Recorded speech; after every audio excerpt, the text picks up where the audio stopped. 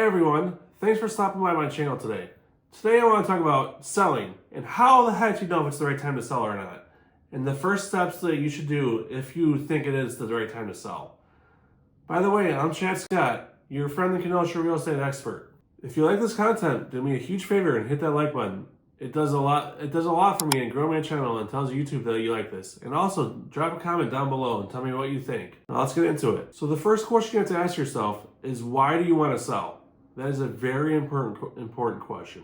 Most people don't just wake up one day and say, I want to sell my house. No particular reason, I just want to sell. So why are you selling?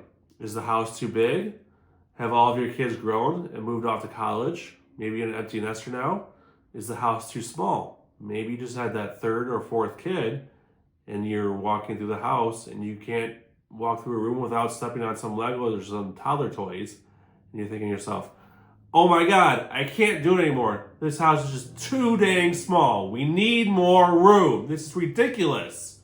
That's a really good reason to sell your house and buy a bigger one. Maybe you're relocating for a job. That's another really good reason to move. Who wants to drive an hour plus for a job? So if you're moving for any of these reasons, I would love to sit down with you and talk about it. I sit down and talk with sellers all the time with a free, no obligation, no pressure talk to see if selling right now is right for them or not. Sometimes it's right for them, sometimes it's not. I'm here to help you, not to help me. But the first step is knowing why you're selling. That is the first and probably the most important step in determining whether or not now is the right time to sell. Step number 2, should you sell now or should you wait? So the old school of thinking has always been, you should list your house in the spring. List it in like March or April and sell then, because that's when the market gets hot. Now that is not untrue. The market does always pick up in the spring. A lot of times just because, that's towards the end of school, that's when the weather starts getting nice again. That's just how it's always been. People always think, spring, buying a house, let's do it. Plus they've been cooped up in their house all winter long and they're like, God, I really hate this house now. Let's sell it, let's go buy another one. Or I hate this apartment, I need to buy a house. So, it's always been the reason why people are buying or moving in the spring. But that's not the only time that people buy and sell houses. When we sit down and talk, we'll talk about the market conditions. Is right now a buyer's market? Is it a seller's market? That determines whether or not you should list your house now or you should wait. Honestly, you should sell it in either market if you need to sell. You can sell your house quickly even in a buyer's market. It just depends on how you price it, how you market it, and if the right buyer comes along at the right time. So really, if you need to sell, you should sell it at any time and just list it. But back to that question, is it better to sell in the summer, spring, fall, or winter? Well, spoiler alert, it really doesn't matter. There are buyers all year long. I work with buyers every single season. There are closings I'm not going to say every day of the year because there's federal holidays and weekends where you don't close on the house. But there are closings every weekday of the year. There's always closings. There's always sales of the house. Houses are always selling. So if you're ready to sell your house, just put it on the market. Let's get it sold. Let's make it happen for you.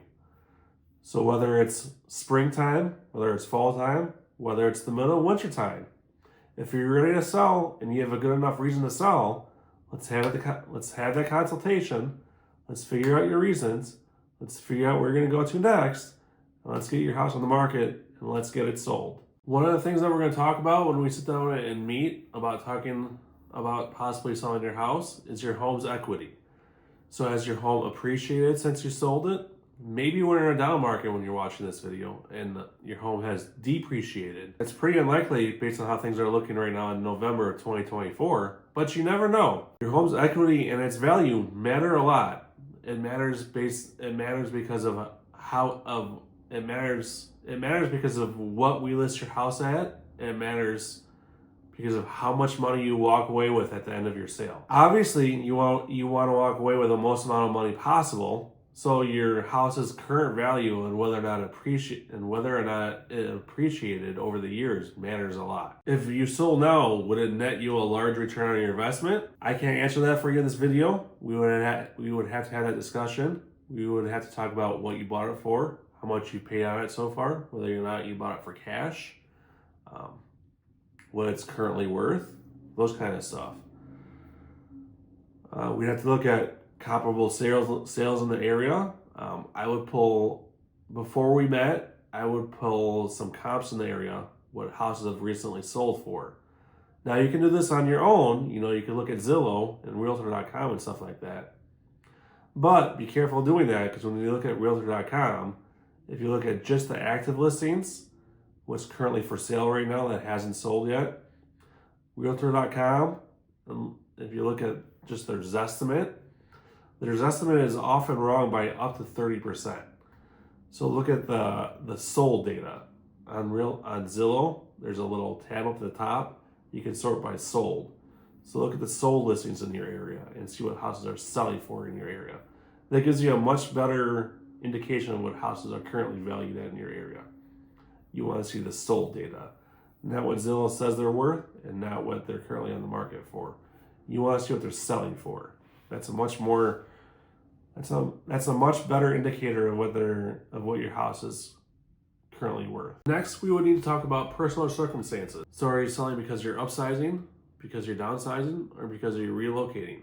This can impact your decision to sell, or for what you listed for, or other factors during the sale. You need to make sure that you're making the right move for yourself, both emotionally and financially.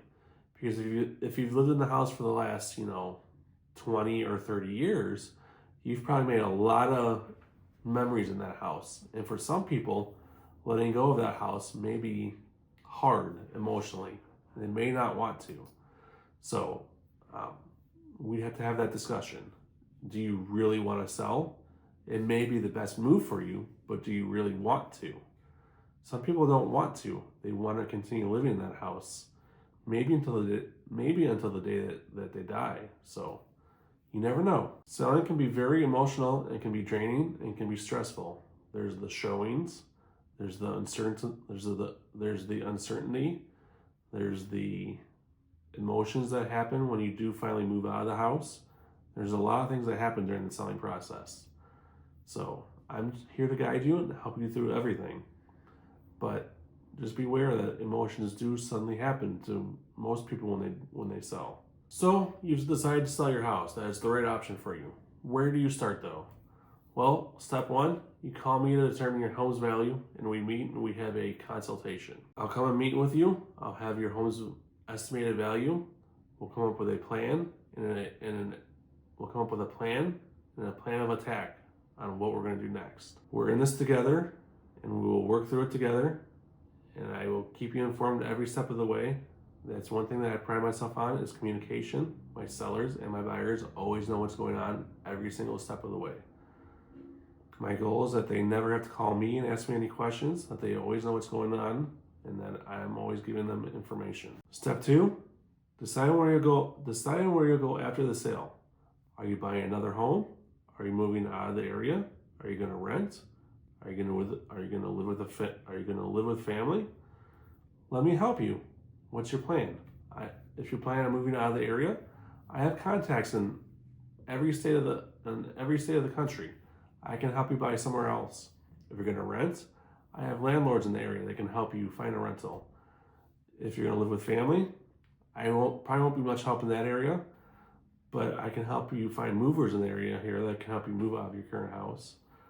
So whatever you're going to do, let me know. I'll help you out, and we'll go from there. It's part of our plan of attack and our action plan that we're going to come up with in step one. So let's do it together. We'll make a good plan of attack, and we'll implement it. Step three is preparing your home for sale. So we have to clean up your home. We have to declutter it. We have to get it ready for pictures and showings. I'll have a more in-depth video about showings and pictures that'll be coming up at a later date. But briefly, you just have to basically declutter your house, depersonalize it as much as possible, and just get it as picturesque as possible. when you look through HGTV or those magazines and you see all those houses on there, you want it as close to those as you can. We'll talk more about this during our consultation. So after the house is listed, we'll start some showings. Usually that first weekend or two, the showings are crazy. You'll get, definitely that first weekend, you'll have dozens, if not, definitely that first weekend, you'll have several showings, maybe all day long, maybe Saturday and Sunday. You'll probably not be in the house at all Saturday or Sunday, except for the evening time. On that first week, you may have several showings during that first week. The second week, it may slow down a little bit. First weekend, I'll probably do an open house. We'll just kind of see how things go, and we'll go from there.